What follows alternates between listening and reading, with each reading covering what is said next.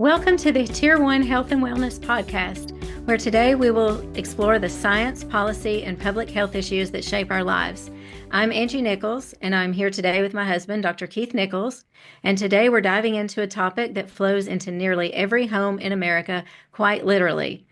Water fluoridation has been praised as one of the great public health achievements of the 20th century, credited with significantly reducing tooth decay in children and adults alike. But over the years, it has become a source of scientific debate and public concern. From claims of neurotoxicity to questions about medication and individual consent, fluoride's role in our drinking water is more controversial than ever. To help us separate fact from fiction, we're joined today by Dr. Linda Birnbaum, a world-renowned toxicologist and the former director of the National Institute of Environmental Health Sciences and the National Toxicology Program.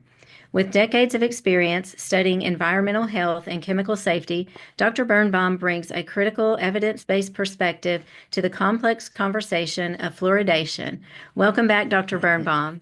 Well, thank you, Angie and Keith. It's a pleasure to be here and to focus on this issue of fluoride and what it may be doing. Well, Dr. Birnbaum, you've had an extraordinary career, and I would love to hear you describe your background and what led you to focus on environmental health and toxicology, and specifically what inspired your interest in the safety and regulation of drinking water. So my career's been kind of winding. I've actually gave a talk once where I called it my winding road, because I've been one of those people who I was really trained in microbiology and molecular biology. And a long time ago, and I felt that without some major technological advances, molecular biology was not going anywhere fast. Of course, 3 years later, there were major advances, but in the meantime, I kind of moved more into biochemistry, and then kind of into pharmacology. The toxicology kind of just happened, very honestly, when I took a tenure track position at National Institutes of Environmental Health Sciences in 1979. I had to actually look up the word. Didn't know what toxicology was. And I began to, I spent 10 years at NIEHS, getting tenure and spending time really studying two groups of chemicals, largely persistent organic pollutants like dioxins and PCBs. Later that moved into flame retardants and PFAS. And then I also was involved with studying volatile organic chemicals, things like benzene and butadiene and other things like that. But I also began to study mechanisms, how things were doing, what they were doing. And I kind of expanded my toolbox. I was then recruited to EPA to run its largest health research division, and spent 19 years at EPA. And I had the advantage, I could do that. EPA's largest research facility, literally at that time, was 2 miles down the road from NIEHS. Today it is across the lake from NIEHS. So I could make a major career move without moving my family. And that was just the kind of thing that was paramount in my decision making. And I spent, again, as I said, 19 years there, not only running the largest health division, at one point running the clinical program that EPA had, which turned out to be a great experience for me, because before that I had no idea really what was epidemiology, and I had no idea how you do a clinical study. And having to run a large group of roughly 100 people doing that kind of thing, you learn a lot pretty quickly, and that was great. And then I actually ran across EPA agency effort on asbestos, which was totally a different kind of molecule than I'd worked with before. But Libby, Montana is the one Superfund site in the nation where there are unequivocally dead bodies that are associated with the asbestos poisoning. And I was coordinating the work that was kind of being done in the regulatory office in Washington, with the boots on the ground office, which was in Denver, Colorado, that was working on implementing the regulations in Montana, and then with the research group that was doing everything from trying to understand why Libby asbestos was such a bad type of asbestos, the mechanistic stuff with the epidemiology and the exposure stuff, and even some of the cleanup. So that was a totally different and totally new experience. And then I was recruited back to NIEHS, to head NIEHS. And I would say that I was one of those people who always thought fluoride in drinking water was fabulous. I looked at my teeth growing up, and my mouth was full of silver. And I looked at my kids who had grown up drinking fluoridated drinking water, and they didn't have any cavities. And I naturally thought, well, it's got to be the fluoride in the water, like we were told by, the public health agencies and by our dentists. And then when I was at NIEHS, I learned that in 2006, the National Academies had actually raised a question that there was evidence of neurotoxicity associated with fluoride in water. And much of this was coming from China, much of this information, and much of it was naturally occurring fluoride. And the levels in the water were often very, very high. And under such conditions, not only was there some evidence for neurotoxicity, but there was also clear evidence that you would have what's called dental fluorosis and also skeletal fluorosis. And that means more likely, for example, for your bones to break. And on your teeth, you would get really dark spots in the teeth. And people who lived in areas, and there are some areas in our country where you have naturally occurring fluoride in the water, and you would find that, in fact, people had big spots on their teeth. Now, at the same point, what you found in some of these populations, they seem to have fewer cavities. And this was first observed or first reported on actually back in about the 1940s. And I think the first city to intentionally fluoridate their drinking water was Grand Rapids, Michigan, in about 1947 or something. So in 1962, the recommendation from CDC was that drinking water should be fluoridated. And at that point in time, there was a clear benefit of fluoride in the drinking water, and the levels were up as high, recommended levels were as high as 1.2 parts per million, and that there was a benefit. There were less cavities when people drank that water. Well, in 1975, fluoridated toothpaste was introduced.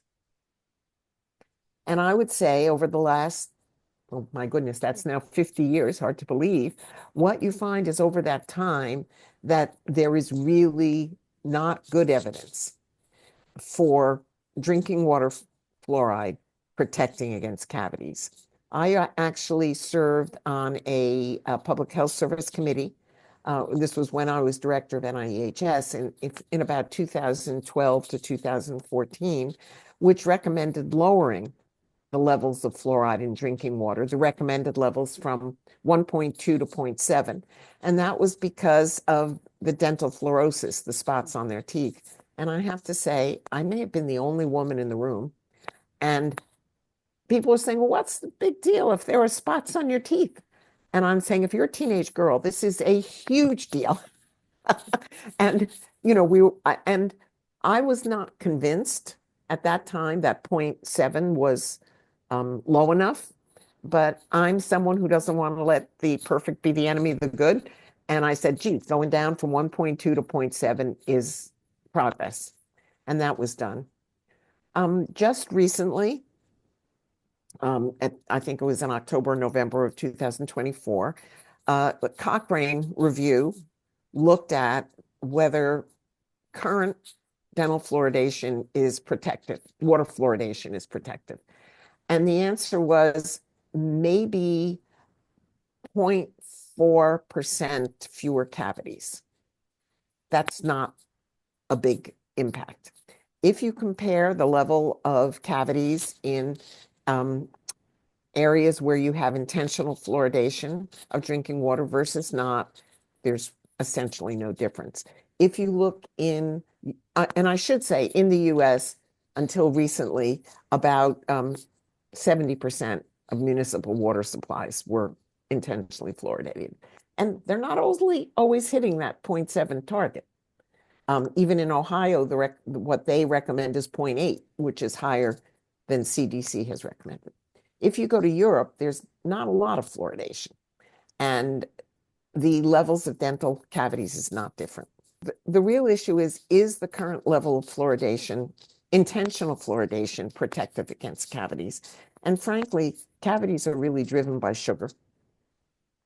And fluoridation, treatment of teeth with fluoride, the benefits are totally topical. So there's no benefit if you don't have teeth to drinking fluoridated water.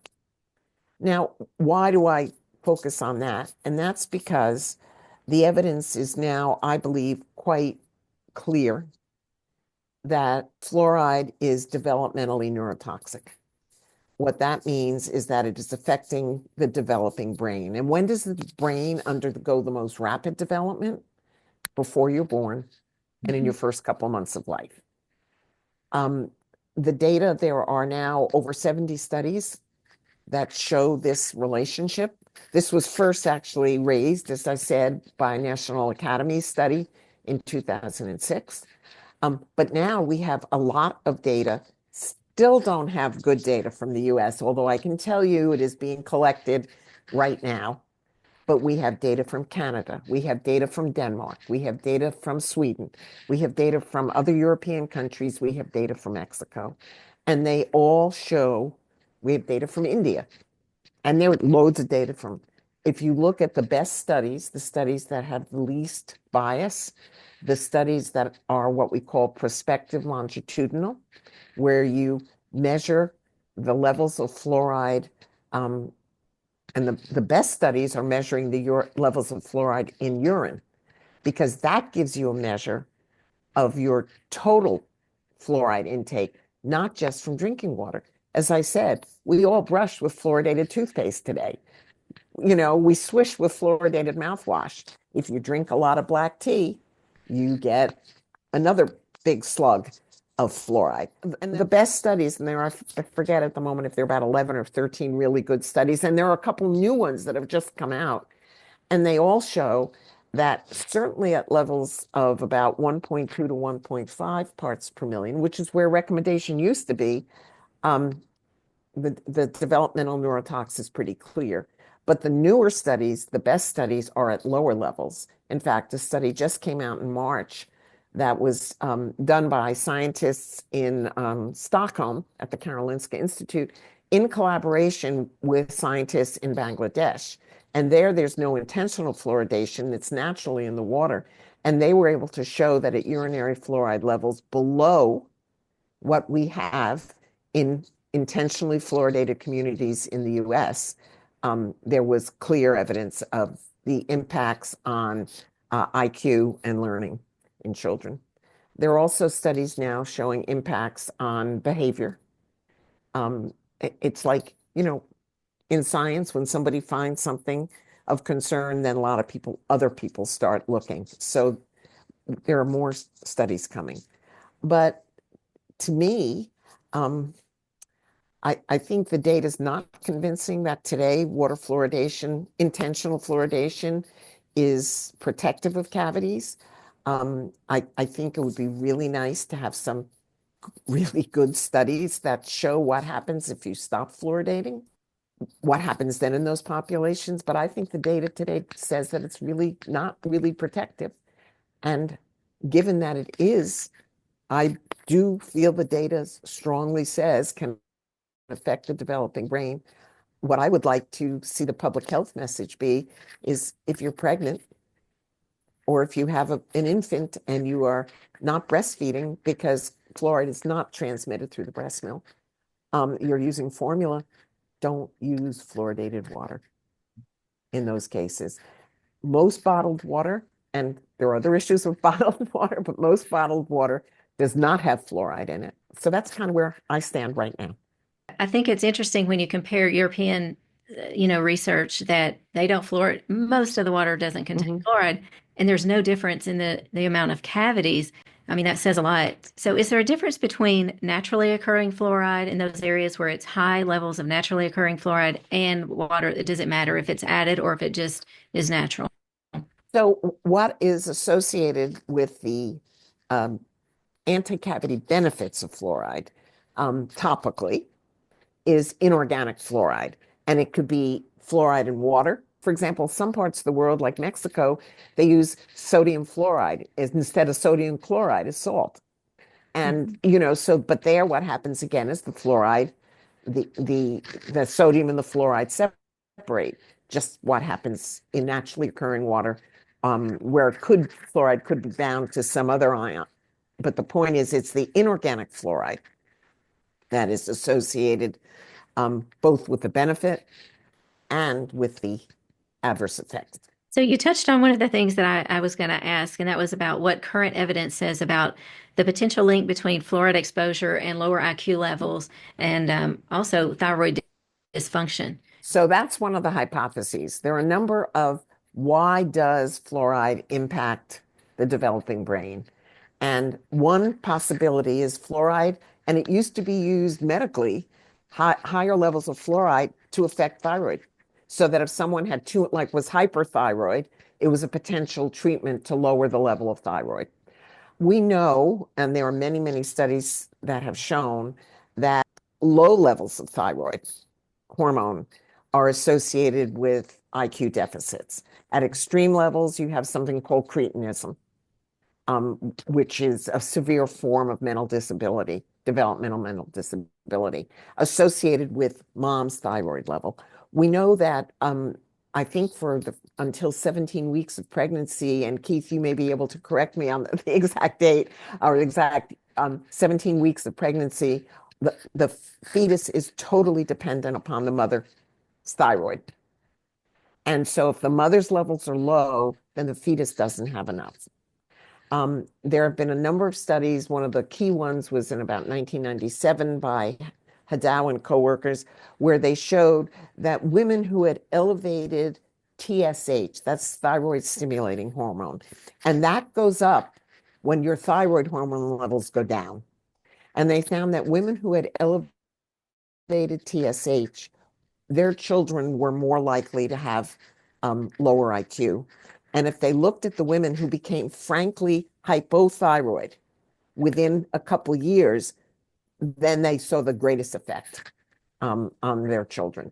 So and there have been many other studies since that, that the thyroid hormone and adequate levels of thyroid are absolutely essential for the developing nervous system. There are other hypotheses that might explain, the effects. For example, effects on mitochondria, effects on oxidant load. There are a number, but for me, at this point, the thyroid is the one that I think is the one that is the most likely or may play the biggest role. So we know that the developing fetus is at high risk and at a greater risk for issues related to fluoride. But are there other populations of people, such as those with kidney disease, that are particularly at a higher risk for increased fluoride? Angie, I think you've know more about some of that than I do. The answer is yes. I mean, fluoride can be toxic to our kidneys as well. So if someone already has, chronic kidney disease, and the amounts of chronic kidney disease in our population have increased tremendously. Some of it's related to obesity, some of it's related to heart disease, some of it we don't really know what it's related to. Could it be because of the fluoride? I don't think we know, but we do know that fluoride is toxic to the kidney. Are there any alternatives to mass water fluoridation that might offer the same dental benefits instead of adding it to the water? I think it's a really good question, and I think there are certain things that we should be thinking about from a public health point of view. Years ago, I can remember in public schools, you would swish. You get a fluoride wash and you switch, just like you may have. And I know I do when I go to my dentist once a year. They say, "Did you want a fluoride treatment?"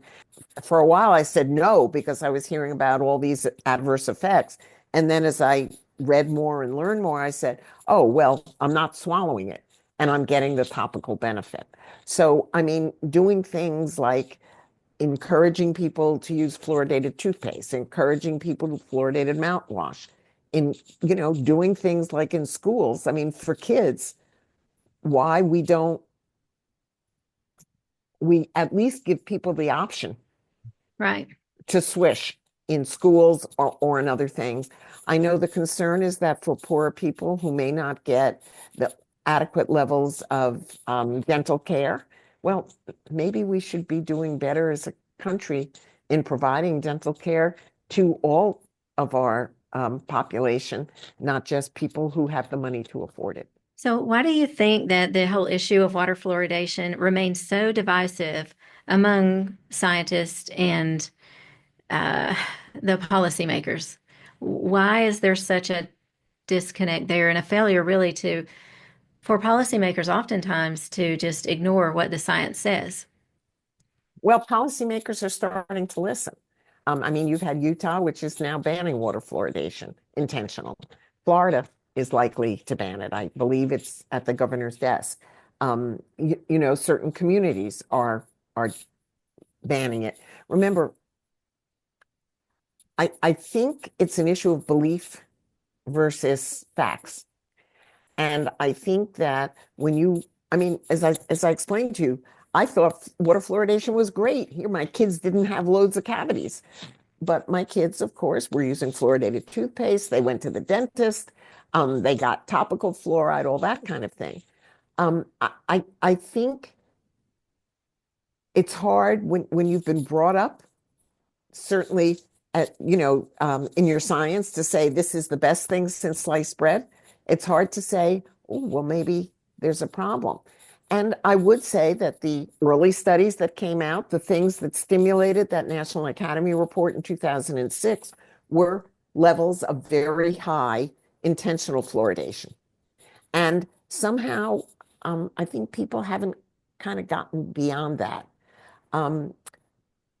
Most of the studies, whether you use urinary fluoride, which is really the best measure of your total fluoride intake, versus drinking water, the level in your water supply, which is kind of a general. In other words, Angie, you probably drink less water a day than Keith does. I see him in his tracksuit and he's going to go out for a run and you're in your, and so, when you just say, well, your water is fluoridated, let's say at 0.7 parts per million, and you make the assumption you drink that's not nearly as accurate as getting an individual level. I think another thing that's interesting is if you compare the levels of urinary fluoride in fluoridated versus non-fluoridated communities, they differ by less than a factor of 2. So what that says, we have so much fluoride that we're getting in our diet from other sources. Some of it might be by swallowing toothpaste. That could be a possibility, especially as a concern with kids. Mm-hmm.